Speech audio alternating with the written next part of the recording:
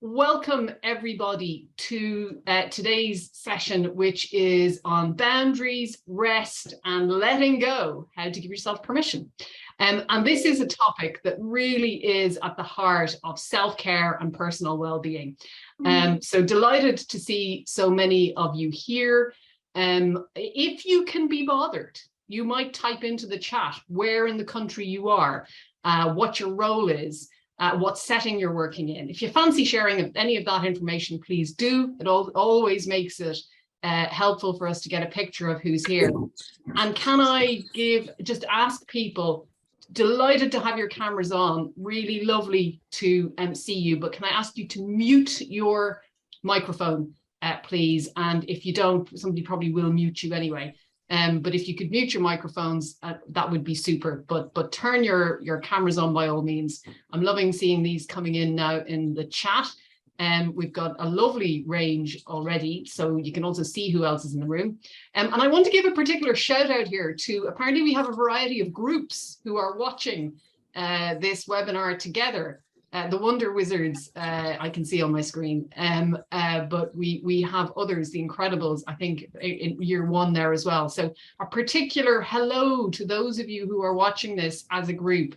I'm thrilled because the only time I watch TV with a group is when it's like Ireland in the World Cup, which really, frankly, never happens almost hardly. So it feels like a really special occasion to know that you're doing that. Right, let us crack on. We have a fantastic panel here today to join us on this topic. My name is Sinead McBurty. I'm the Chief Executive of Education Support, and we are the charity that exists to support the health and well-being of everyone working in education in the United Kingdom. And there's loads more information on our website, so I'll spare you the rest of that. Turning to our fabulous panel, we have the behaviour trainer, aka Athir Hassan. And the behavior trainer is a teacher, an author, and a behavior and classroom coach, and brings that perspective to this work. And he has led departments, faculties, and mentored trainees over the years on many occasions, as well as delivering whole school training events. So delighted to have him here. We warmly welcome Hayley Winter, who is an early years leader and teacher in Buckinghamshire, but fantastically, Hayley brings 14 years of experience in education. She's done it all. She's been a nursery nurse, she's been a one-to-one TA, a teaching assistant, a teacher. You know, she's been involved at all these levels, and as an early years leader, brings us this really rich perspective that I think we can learn a lot from today. So welcome, Hayley. Delighted to have Nikki Gibbs back with us again. Nikki invariably talks good sense. And until recently, she was a school counsellor at a Bristol secondary school. Now she is lecturing in counselling and psychotherapy at University of West England, Bristol, as well as being in private practice as a clinical supervisor for school counsellors and a reflective practice supervisor for safeguarding leads and pastoral leads. So a great point of view again, Nikki, to bring into the room. And finally, delighted to welcome back Sarah Mullen, who is practically an old friend of the charity at this point. Sarah is an exec head. She's another author, an award-winning school leader. She's involved in coaching, mentoring, and supporting teachers and school leaders. She's curated a couple of best-selling books, What They Didn't Teach Me on My PGCE and Chronicles from the Classroom. She's co-founded or founded Edu Teacher Tips. You'll have to add the hashtag in. You can tell, Sarah, I am such an antiquated old lady that I can't even do social media hashtags properly. But anyway, you'll forgive me for it. And she is, as this whole panel is, passionate about promoting positive well-being in education. And at various points through this, I will encourage in fact, I'll encourage now the panelists as and when they want to include their social media details in the chat, because they are not like me, and some of them are really quite impressive on this newfangled interwebby technology stuff. So you can find out more about them there. But let's get into the meat of this conversation. And I'm going to start by turning to you, Sarah. This webinar is entitled Boundaries, Rest, and Letting Go. But I guarantee there'll be at least one person, and probably a few in this room, who aren't wholly certain, actually, when we talk about boundaries, what do we mean again? What are we talking about? So would you boundary this conversation for us by giving us your point of view on what we mean when we talk about boundaries, Sarah? Boundaries is it's the space and the rules and the guidelines, I guess, you're giving to those around you, whether it be your work colleagues, yourself, your family and your friends, as to what you find acceptable and unacceptable in both your work and your personal life balance as well. And I think it's really important, especially in the times that we're living in, that we are not making ourselves accessible 24/7. I think sometimes COVID maybe blurred the lines there for many years when we were able to be on our phones or on our online teaching all the time. And it's really important that we determine now what we accept as being accessible or expect as being acceptable, in our professional and our personal lives. Brilliant. Nikki, when you think about boundaries, because obviously you come to this conversation as a clinician, and clinicians are very big on boundaries. But when you come to this topic of boundaries, what are you thinking about? I'm thinking always about who's setting the boundary and why. So, Sarah's saying the boundaries are really important, particularly in a school environment where a lot of people have multiple roles. A lot happens on the spur of the moment. So boundaries quite often get blurred and crossed and violated. So I think it's really important to think about who's setting those boundaries. Is this a boundary you can set yourself, or is this a boundary that's being set for you? And how much can you influence that? Even if the boundary is set for you, how much can you negotiate that boundary to suit your needs? I think that's really important, that boundaries are negotiated and that we understand our own control, our own sort of level of agency within setting boundaries. Brilliant. I love that. And the idea that they can be negotiated, of course, is something that not everybody remembers, particularly at the point in time where they may want to and need to renegotiate, because we don't always think it our most clearly at that point. So it's a really important one to remember. Colleagues who are here attending this, and let me say you've proven yet again that we attract beautiful audiences, so thank you for that. But if questions occur to you as we go through this, just tap them into the chat, and we will, as we always do in these events, we will take them and address them and weave them into what we talk about. So don't hold back, don't wait till the end, crack on and add your questions into the chat, and I'll be picking those up as we go. Just turning to the behavior trainer, how can teachers set boundaries? Like what are some good ways for teachers to approach that?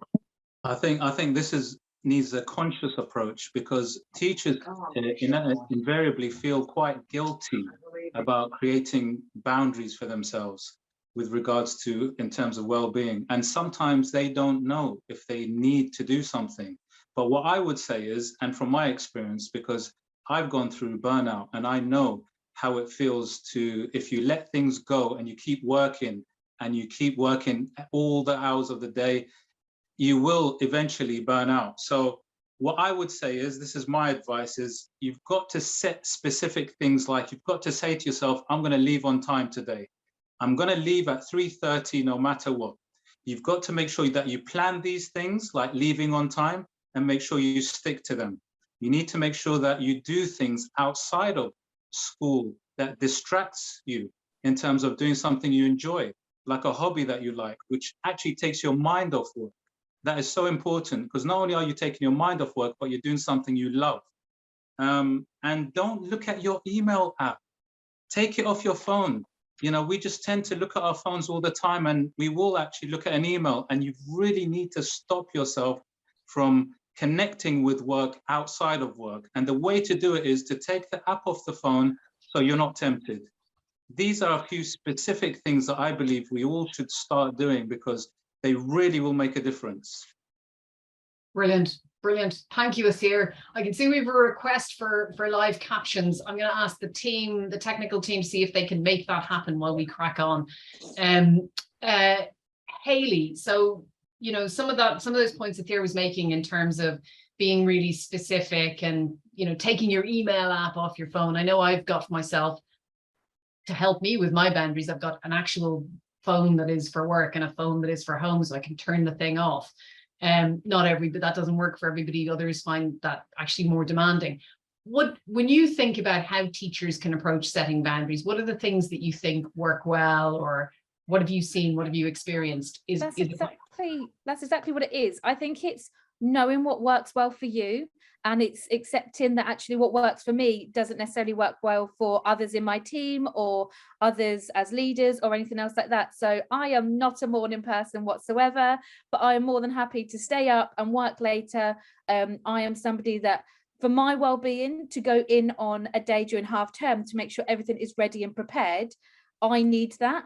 But knowing that actually some of my team, that's not how they work, and they work quite last minute, doing reports right up until the last bit, and accepting actually they know the boundary that they need to have those done on time, but actually accepting as a leader or as a teacher that everybody works differently and knowing what works well for you. Brilliant. And Hayley, I think we often, get asked the question of, is this content just for teachers? And I guess I'm thoughtful because I know you've got this really rich background. Do you think it's the exact same for teaching assistants, or do you think it's different? I think it's 100%. Obviously, it depends on your setting and your school that you're in. We work so collaboratively. We have team meetings all together, and it's those expectations that, they'll stay, but not necessarily in schools that they get paid to stay for those extra times, and being flexible of, it's okay if they don't stay and you're not getting paid for it. Is that acceptance and necessarily like working out what's best for you, but also that you can work, you can catch up with each other. For TAs, making sure, just like the behaviour trainer said, doing things that are after school and making sure that you leave at a set time. It works exactly the same as TAs. They, especially when you work one-to-one, so caught up in what you need to prepare and feel that pressure of making sure that you want to give everything, provide everything for that child. You sort of sometimes get caught up in it, rather than making sure that you're not draining your battery yourself, and you need to be the best for that child, and that's what they need you to be. Brilliant. I'm struck there. Ian's made a comment in the chat that they have your phone number, and actually, Ian, that's where I think it can be helpful to have a second handset if that's possible for you. And it may not be. It isn't for everybody, but if it is possible, because you can then turn the thing off and you can say, I've turned the thing off, and no employer can request that you turn it on outside your working hours, but not viable. Okay, well, maybe we'll pick that up a bit later. Sarah, in terms of this issue about boundaries, leaders also are juggling governors and policymakers and local authorities and trust boards and parents. Is it the same? Is it different? How should they be thinking about this?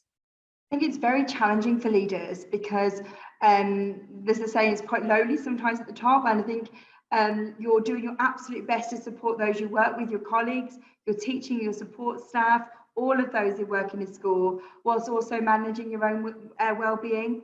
And I actually think it's really important for leaders to model positive well-being. So, for example, it's okay for the leaders to perhaps leave school. Long gone are those days when you would be judged on your performance by how early you were in the morning or how late you were leaving. Well, I think we're becoming to realise now that people work in different ways, and some people really will not benefit from checking their emails, whereas some people might like to have a heads up the night before so that their diary is clear in the morning. As Hayley was saying earlier, for some people it might be that they're working consistently throughout the year. For some people it's really high pressure during term time so that they can really relax during the holidays. And I think leaders modelling different practices really helps other members of staff as well to see that. It is incredibly challenging, and I think the words "be kind" at the moment are really, really important because we really don't know what somebody else is dealing with. Brilliant. Georgina's asking if it's the same, if there are any tips specifically around working online from home. And I know this is something that my team and we do a lot of. For myself personally, I really have struggled with this and with managing time, because it's very difficult to extricate yourself from the screen and from the life that exists inside this, little screen. But I think the sorts of things that seem to work for people where we are having a scheduled routine, using your calendar to indicate when, if you have shared calendars, to indicate when you are taking a break, when you're not there, and making sure, I think also, that you take a lot of micro pauses. because I think there's this relentlessness of going from one Zoom meeting or one screen-based activity to the next, and we forget to move. We forget to just let our bodies relax a little bit. And even if it's, you know, I've got some stairs to climb up and down. I make a point of going in to get a glass of water kind of more or less every 40 minutes because it just makes me move. And I think those are some of the things. But if colleagues want to throw in any other ideas, please do wave your hand or add them into the chat. I'm going to move on to this question, Nikki, about when we talk about letting go. So it's in the title of this webinar, letting go. I mean, I could interpret that in a whole host of ways, and not everybody would want me to let go in the way that I might. When we talk about letting go in this context, when we're talking about boundaries and rest, what do we mean by that? I think step away from the boundary, step away, move away into your comfortable space, and letting go is exactly about the guilt that behavior trainer was talking about earlier. Schools run on the energy of guilt of their staff. You know, it's sort of like, it's almost like the little engine going, keeping everyone going. And I think the more that can be put down, the guilt can be put down, let go of, the healthier you'll find your ability to step back, recharge yourself, rather than putting all that energy into the school wheels turning, and being able to keep that healthy boundary. But if you're hovering around on the boundary of should I, shouldn't I, then you're just burning up more energy that you could be using down the gym, with your family, with your friends, rowing, whatever it is that you want to do. So I would say letting go in this context is knowing where your boundary is and stepping right away from it when your time comes. Brilliant. Sarah, what do you think when you think about letting go? What does that mean for you? I actually think it's very hard. I mean, I can give great advice, but sometimes it's really hard to take. And I don't think I always do manage my own well-being very well. I think that's what's really important about boundaries. And isn't it interesting how we often consider other people's boundaries so that we're not inflicting on other people's time, and yet we're not so great at looking inwards. I think it's really important as well to just give yourself permission. Talk to yourself the way that you would talk to or about somebody else. So, for example, if it is going home a little bit early, the first couple of times you might do it, it might feel uncomfortable. It's not something you've done. You're worried what people might think or what they perceive, but you know yourself well, and really getting to know who you are and your working practices as well. So I think, again, that idea of just giving yourself permission, it is okay. Lovely. And there's some really nice comments and contributions from Chris, Jessica and Fiona there in the chat. Fiona makes the point of training colleagues to understand, you know, that you have protected time and what the protocols are. I know when I take leave here, and obviously, you know, the sun stops rising when I go away because nothing can happen. Obviously, if I'm not here, nothing could possibly happen. Once I've come to terms with that and I accept that I'm kind of irrelevant and everybody can get on with their job anyway, I make sure that they have a contact number or a way they can get hold of me, but I am not in any way engaged in my standard communication mechanisms. And that works really well. And people have, I've had a phone call or I've been reached in a particular way whilst I've been out of the country because something did need attention. And it worked really well. And then that was it. And I didn't need to do anything else additionally. So I think there's some really good tips and ideas coming through from colleagues in the chat there. So keep it coming, please. Hayley, in terms of thinking really practically, what are some of the ways that staff can incorporate enough rest into their routines? What works well? What have you seen? What do you like? For me, completely, it's about routine. And again, it's going back to knowing what works well for you. So I know, I always say to my staff, nobody wants a meeting on a Friday after school. That's a rule now. Nobody wants to meet then. Knowing and understanding what works well for everybody else. So it's knowing that we have a team meeting on a Wednesday, knowing that when our teaching and learning meetings are, different other family commitments that go on. If we have a TA that can't make it into school a little bit later, so that's, you know, a boundary that we have and letting go there. But also with the letting go thing, it's all about, sometimes it's about realizing that good enough is good enough. And actually it's that, again, going back to that guilt of being a teacher and you wanting the best for your class, you wanting the best for your team, for those children and everything. And sometimes just it's okay to want the best, but actually putting ourselves ahead of that and realizing that my well-being has to come first right now, and actually I need the rest for myself. I need to put my laptop away, I need to go and have some family time, go and sit in front of the sofa. All of those self-care things are different for other people. Go and see the family, go and, you know, just sleep the whole night through or something like that. That actually I need that to be my best self and rest myself. That, you know, you make a really, really important point there. And I think the, you know, good enough is good enough. We could all tattoo that to the inside of our eyes, I reckon, and still not see it enough. But, you know, the idea of saying I come first right now, I think is so important. And I think it doesn't come naturally to a lot of people working in education, because we very understandably believe the kids come first. And in so many ways they do. But I think at this level, when it comes to how well we are able to do the work that we do, that only we can do, understanding that the shape that we turn up in, how cared for we are, is going to determine the quality of the work that we do. It's going to determine the presence that we can bring to it.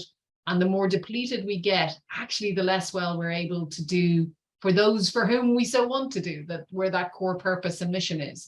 So I think that is such an important point. And for those of us who cannot easily say, I can put myself first, actually, that's it in a nutshell right there. I think that's the takeaway, is to go away and practice putting yourself first and not drowning in guilt with it, and know that that's a really important act of professionalism.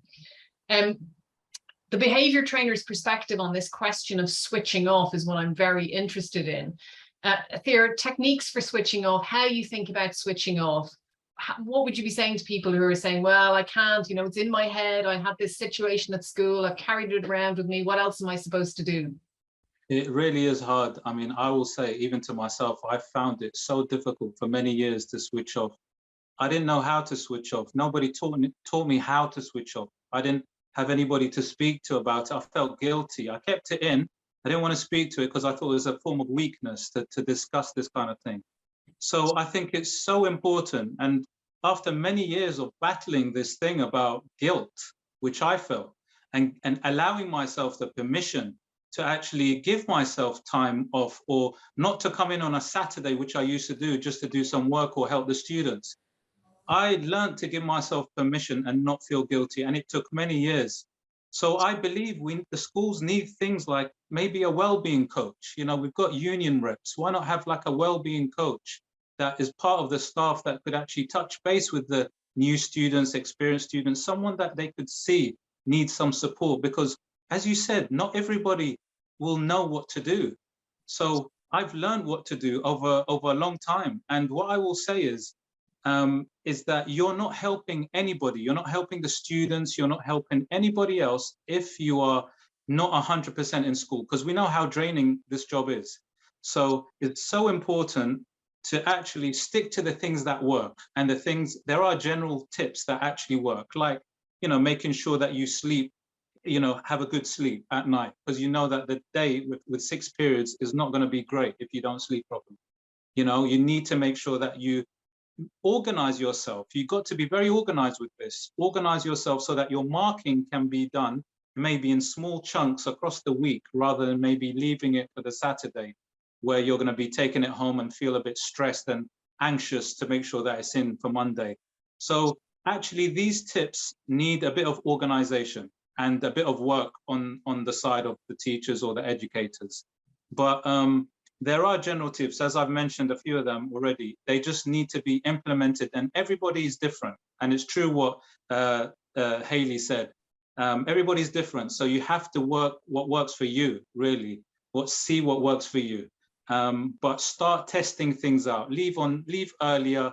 You know, don't take all that work home with you, because again, that's a subconscious thing. If you take it home, you're going to feel quite anxious just seeing the work sitting in the corner of your room. You're going to just. I wonder how similar marking is to ironing. I have a bad habit of leaving my ironing to get out of control, and then I have this unbelievable pile that's going to basically, you know, take 10% of my week to get through. And every time I know if I just did this in smaller bits, it would not be as excruciating. So I don't know, I'm gonna work on my ironing metaphor. Nikki, this point about switching off, what else can we be doing to help ourselves to switch off? Thank you, Chloe, for your advice. I really like, there's a model called 5 Pillars of Self-Esteem by Pookie Knight-Smith. You may have come across, a mental health educator. And I think it helps to think of ourselves as pretty complicated, but actually 5 pillars is probably enough. You know, 1 pillar maybe is your teaching or your educating or whatever role it is that you're in school, your sort of professional capacity. But there's 4 others. What else are you? Who else are you? And not necessarily just in relationship to other people, but in relationship to yourself. What do you know, one of those pillars has to be purely stuff for you, not because you're doing it for other people. So I think it's you know, if you just take a few minutes to sit down and think, what are my 5 pillars of self-esteem that give me good feelings about me when I do them well? And then you've got 5 things to plow your time into, only one of which is your profession. Yeah, there's a lot of wisdom in that around keeping perspective and that bigger picture, isn't there?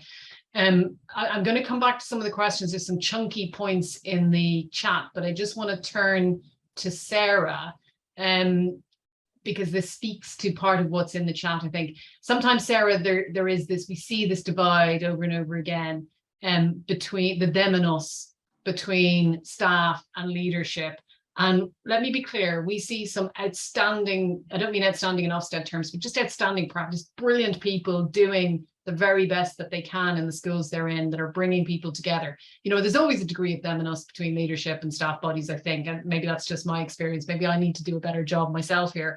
But how do we bridge that? And particularly when people are working in situations where there is a tension and the leadership is not, like, I know, Sarah, in your school, you're going to be there, you're going to have an open door, it's going to be all discussable. What happens when that's not the case? How do we think then? How do we approach it? I think it's really important to look at the environment that you're working in. I mean, not all schools are the same. And unfortunately, you've got to find a workplace, first of all, where your visions and values are in line with one another. There's a great saying, I think it's Penny Rabiger, that says it is, go where you're celebrated, not tolerated. So first of all, find your environment. I think find your support network as well. Now, hopefully it's people in school, but equally it could be people on social media. Twitter, for example, is a great network of people, both publicly and offline as well. Organisations such as Ed Support, BAME Ed, Women Ed, some great networks there where people can come together and to really share good practice with one another and to talk about these things. Within schools, I really do think the only way is through events like we're having today and having these conversations, because sometimes you're only maybe looking at your own context and you can see good practice in other settings and you can learn from them. Some people are moving much more swiftly than others. For example, things like flexible working practices and things like that, much more celebrated in some schools than others. And there are better ways. And I really do think it's only by having those dialogues and not being afraid as well, not being afraid to think about, we can do things differently, we can do things better. Didn't COVID teach us that there are different ways that we can do things? Who would have thought we'd be teaching lessons online? Who would have thought we could have CPD internationally? So why do we keep doing things the same way we've always done them now? Let's really throw out the rule book and let's make change. We've seen that there's a massive recruitment and retention, chronic actually, issue in education. We're struggling to recruit new early career teachers to the profession. So we've got to do something to change, and let's start from the ground up. In no other job would you not have hours that you have to work. We know there's 195 days here or there in schools, but the time schedule for your days, I mean, it's just an unknown. So let's really look at how are we attracting people, and then how are we keeping people in the jobs that they love to do. And there's a really important piece in this, and I can see from some of the comments in the chat, today we're looking at what can I do that's going to make my life tolerable, not so that I can do more for all these other people who are placing demands on me, but so that I can be healthy and well and enjoy my life and not be under some unmanageable burden. But there are, obviously, that's what we can all do ourselves. And it's right and proper, I think, that we attend to that. There are other, of course, factors going on here. There are issues at the level of workplace. And I can see that there are colleagues who are in workplaces where, you know, the powers that be are not interested and are not supportive and don't want to hear that you want to look after yourself. And we see that, you know, more often than we would want to. We've also got pressures in the system, you know, whether that's coming from what policymakers are doing, or from Ofsted, or from league tables, or from what the local authority, or, you know, whatever. There's wider pressures in the system. And so it's not all stuff that we can control or reach. I think it's important to know that these conversations are being had. We are one actor out there. We do a lot of research about the health of the profession, and I get to go and talk to government ministers from time to time and say, look, here are where the real problems are, and here's what you need to do differently. And these stories you tell us, we feed back directly. But that change comes slowly. So I think it's important to know it's not stuff that you can address always, but there are people who are trying to make it better, and some change happens, but it will come slowly. So we've got to come back to, how do we stay well in that? How do we look after ourselves as best we can? And sometimes that's going to be moving to a different school. And there might be lots of reasons why that's not straightforward, but there are great schools, and there are great schools that can't recruit because, as Sarah said, there is this issue with retention. So I think it's not always about needing to leave the profession. I think sometimes it's needing to leave the particular school of trust that you're in. And that's just a point to land. I want to think, Hayley, and then I'll come to the behaviour trainer, just thinking about newly qualified teachers. And I've had, a couple of private messages here from people who either are speaking about themselves or people they know, where NQTs, early career teachers, are under significant stress, under a lot of pressure from every domain, from their line manager, from their mentor, from everybody involved and around them, and they're not managing. And they're crumpling under that. Where do they go from there? Do they think, oh, well, teaching's not a career for me? Is it that the school is a variable and they're not in the right environment? How can they be thinking about it? And then I think so I'm interested in what you both think about that. And then we can come back to maybe some of the stuff that we know ought to be different in how early careers work in practice. But Hayley, for those newly qualified teachers, what can we say to them about this? Because it must feel like your world's come down around you if you put all this effort in, and now, you're in a place where you've been forced to leave or whatever. It's just very difficult. So every early career teacher now has a mentor in school and an induction tutor as well. So it's making sure that they have somebody. It can be those people, or it can be building that network up around you that they can go and speak to. It's realizing and being able to create the environment and that ethos and the vision of, it's okay to say no, to take more things on, and what's a way that's acceptable to say no in your practice, and using your mentors to almost role play those scenarios of, if I've got too much to take on, how do I say no? How do I manage my workload? For me, it's about splitting it into 4. What's urgent and important? What's important but not urgent? What's urgent and not important? And basically anything that's not urgent, not important, scrap it, get rid of it. What can I then prioritize throughout the day? And talking to the other teachers. There will be so many teachers in your schools, practitioners, head teachers. Everybody has a role in your school that can give you advice and share that with you. Share that it's becoming too much. How do you handle it? What are you struggling with? It's finding your voice to be able to talk about that, and realizing that people and teachers may look like they're graciously teaching through life and like swans, but actually they're crazily paddling underneath, because everybody has a massive to-do list. Everybody's got so much going on, and lots of teachers wing things, and everybody is like that, and coming to that realizations that lessons aren't perfect, teachers aren't perfect. Trying our best to not compare to each other is really hard, especially in the social media world where you see the best of things out there. But it's trying not to compare yourself, trying not to build in that imposter syndrome, that you are good enough, you have this job for a reason, you've been employed, you're doing an amazing job, and trying to say no and accepting help and speaking out when you need to. Brilliant. Behavior trainer, what's your take on this, on how we support our newly qualified teachers and what they can do when it all gets too much? I think, you know, Hayley made some really good points. I would definitely say that training year is probably the hardest year of my teaching career. It's incredibly difficult just to be able to get all that new information, learn how to teach. It's so hard. But what I will say is, one of the crucial bits is having a mentor that you can actually speak to about these issues. Somebody you can actually bounce off and you can actually talk about concerns. Everyone's got concerns when they're training, everybody. So it's crucial that they're able to speak and to talk how they feel, because we have a crisis of retention. We have a crisis of even trainees coming into the job, and I've seen them wanting to leave halfway through the training because it's too much. So in order for us to keep these really good teachers, we need to make sure that we open the door for dialogue in any form, because they work really hard. A lot of them don't really want to talk about the issues or how hard it is, because they feel, you know, they don't want to feel bad and they don't want to feel like they're not doing well. So I think it's very important to be able to make sure that that door right at the beginning, from the outset, is open for them.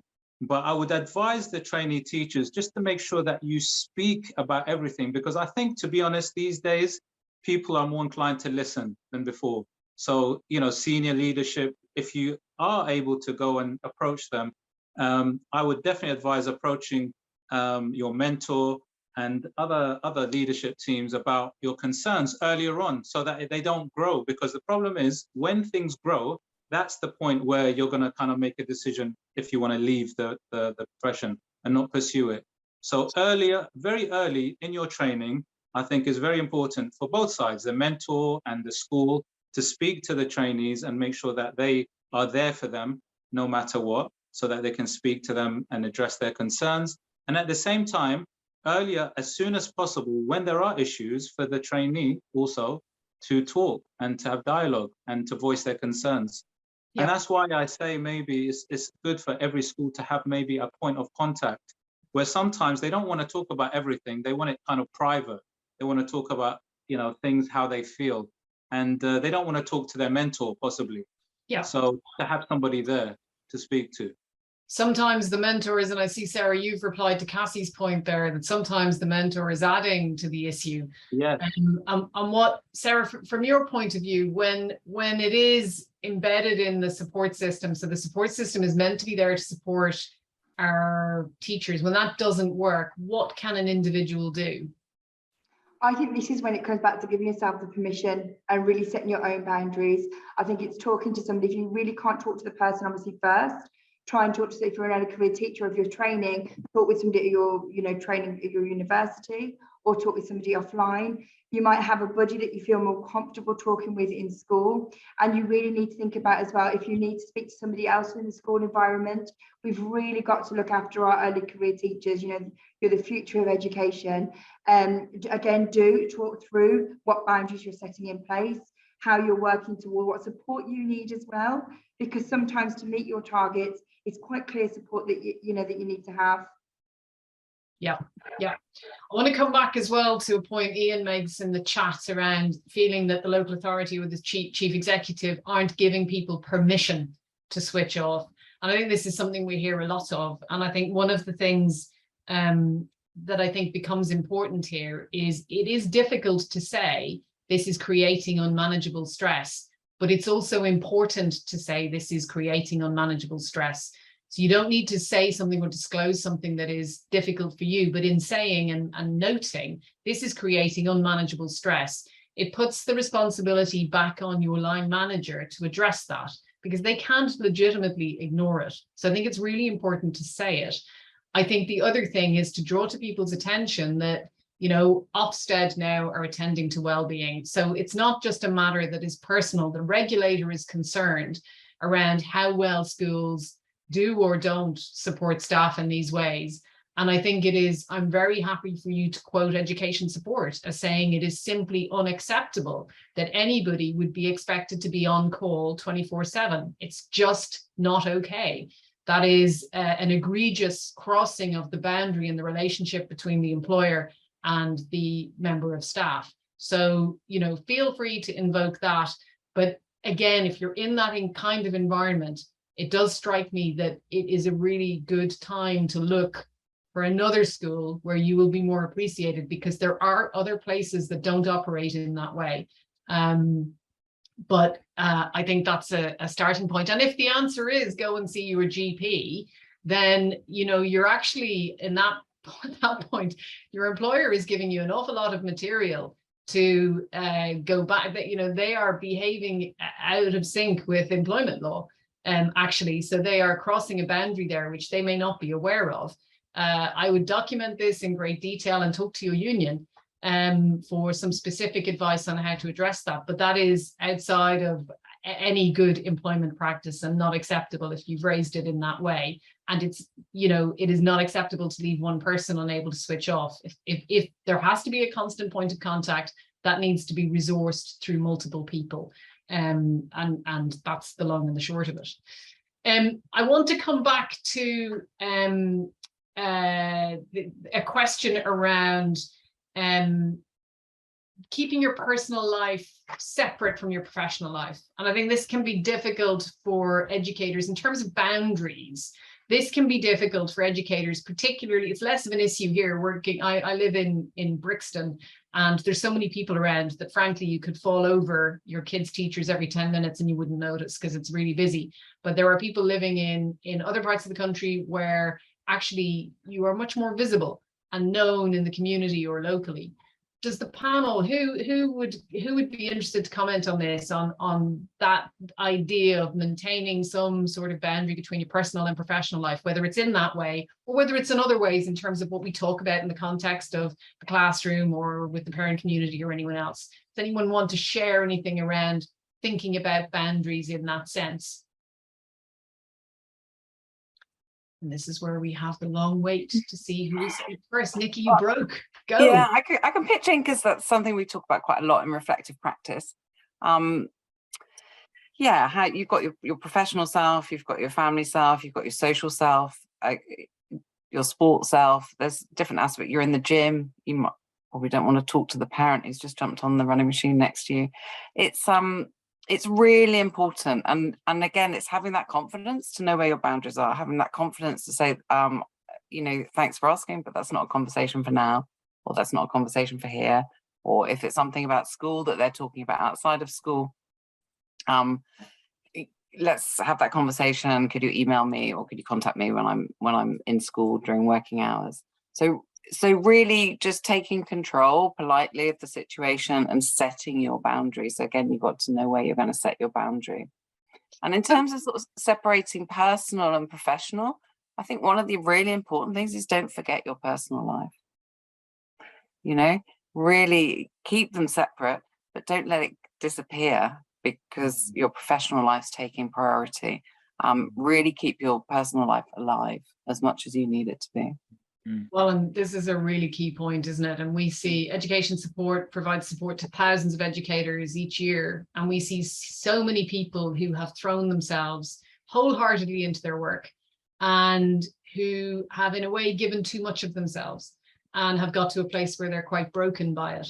And that's a very painful place to get to. And I think very few of us don't know anyone who's been in that situation at some point. And I think it is really appropriate for us to take some time and think about it, and to think about just the perspective on that, because I think it's easier when we see other people in that position to think, gosh, you know, they've got a family, they've got friends, they've got this other hobby, they're a fantastic photographer and they've stopped doing it, or whatever it is that people have let go of and lost sight of. And of course, at the end of the day, we all are only here for this one go round, unless, you know, I mean, I realize that for different belief systems, maybe people will have different views on that. But in this mortal configuration, this is the only chance I'm going to get to live this day. So how am I going to attend to that? And that's big stuff and big perspective. But actually, very often that perspective is part of what grounds us, and it gives us the strength to draw the boundary when we have those really kind of deep thoughts. So I would say don't shy away from those. Hayley, I wanted, which is sort of, you want to come in, go on, go for it. I was just going to say, I always think of it like a triangle system of always trying to do, when you're prioritizing something or do something for school, something for you, and then like there's always something else. So whether or not that's like your personal, your family life, there's always either making sure you do the three things, or there's a triangle where you can only do two of them, something's got to give. And it's again that those permissions to something has to give. You can't rest yourself, you can't do everything. You're one person, you can't give everything to school, everything to family. It is that compromise between the two, your personal and your professional life, between them. It's a really important point. I'm just going to ask for clarification on the chat. There's a question there about vulnerability in education, and just to the questioner, are you talking about what does it mean to allow people to see that you're vulnerable, to express and make visible your own vulnerability? Or are you referring to being vulnerable for a particular reason, a particular issue, whether it's a health condition or something that leaves you actually vulnerable in a professional setting? If you would clarify that for me, we'd be delighted to pick up that question. I want to just, actually, I'm going to come straight back to you, Hayley, on this. I want to ask about the summer, you know, these fabled long summers that teachers have that go on for 17 years that people talk about, who clearly never set foot in the school, right? But the summer is precious, and I see it in my friends and in my family who teach. The summer can very easily sort of evaporate in a whole load of tidying up the one end and a whole load of prep on the other end. And if they're senior leaders on a lot of, I wouldn't use the word nonsense, but administration, that's the word I was looking for, in between. Talk to me about the summer and rest, Hayley. I think it's going back to what works well for you. So for me, a to-do list, what can I get done and still look after myself this side of summer? So what can I prep in advance, ready for September? What needs to get done? What can I delegate to others that can help me out around the classroom, around the educational setting, and then prioritizing those things versus what can I actually leave until I come back? I give myself, like I said, I'm one of these people that like to go into school and give myself a set amount of days. Whatever I get done in those 2 or 3 days, that's it. What's then when I go into school, what do I want to get ticked off? Any extras is a bonus. After that, I know that that's all I'm going to spend in summer. Now I need to take my mind off of school. What have I got planned? I need to person of routine and everything, get some things in with friends on a holiday, going to see family, person of routine that likes to have things in my calendar to be able to give myself those times to make sure I go and do these things rather than just sitting at home and what I feel is like wasting my time when I could be going out with friends and doing something like that. And having those boundaries between what can I get done now, what time do I give myself permission to go into school, and what can wait? Yeah, that's lovely. That's brilliant and so important. On this point of being vulnerable, so the question is relating to being vulnerable because you've entered the career, you're new, you've just started. Sarah, what's your view on this vulnerability and how it's handled? Is this another question of there's some schools that are good at it and some schools that aren't, or is there something else going on? I would say again, it's about talking, open up the conversation. And sometimes I think if you can have the confidence to go in and talk about what it is that you might be struggling with or finding difficult, you either talk through, so you're hearing your own problems and problem solving at the same time, or it opens up the conversation that somebody might give you some help as well. And it was actually when we were having this previous conversation with Hayley and we were talking about the summer holidays, and it was interesting. I was thinking, actually, the first thing I do when I look at holidays is think, right, that's inset day, that's when I have to be back. So cut that out, right, count a few days back. I need to be back in for results day. So actually, even though it's my holidays, my first thought is about work. So why don't we flip the narrative? When we're looking at our term time and our work time, why don't we say, well, this is what's important about work, but this is when I have a football match, or when I go to the gym with my friends, or I go with a coffee with this person, or see my family. We really need to proactively plan our personal life, our professional life, our well-being, things that make us happy as part of our calendar. because we can't, what we're in danger of, I think, is getting so tunnel vision by work and our workload that we're maybe forgetting those things. And we must remember too that at the end of the day, I mean, it is a job, it's a career, it is a vocation, but it is a job. We may have children or pets or family or people that we care for who are really relying on us at home, as well as those little people in school as well. So it's just as important that we make time for ourselves and those people outside of school, as well as in school. So in terms of vulnerability, I think it's flipping the narrative. Actually, it's bravery, really. It's very brave to have those conversations, and it's very brave to ask for help. Not one person is going to judge you for that. Well, and I think if you end up in the situation where you encountered the odd person who is not receptive, I think it is still important, and this is something for us all to do. This is like a collective across the whole sector, and I encourage people to do it. It is incredibly important to state, this is not okay. This is creating unmanageable stress for me, and that is having an implication on my quality of life and my ability to do my job. There's no shame in that. There's no guilt about that. You know, if you are being asked to work unreasonable hours, if there are unreasonable demands being placed upon you, that is a completely rational and legitimate position to be in. And we have still a high degree of stigma around this in education. And I think it's because of, one of the panelists said, you know, there's so much passion and goodwill in the sector. That's what the sector runs off. And actually, there's a point now where even that's getting eroded. So it becomes really more important to make these statements very clearly.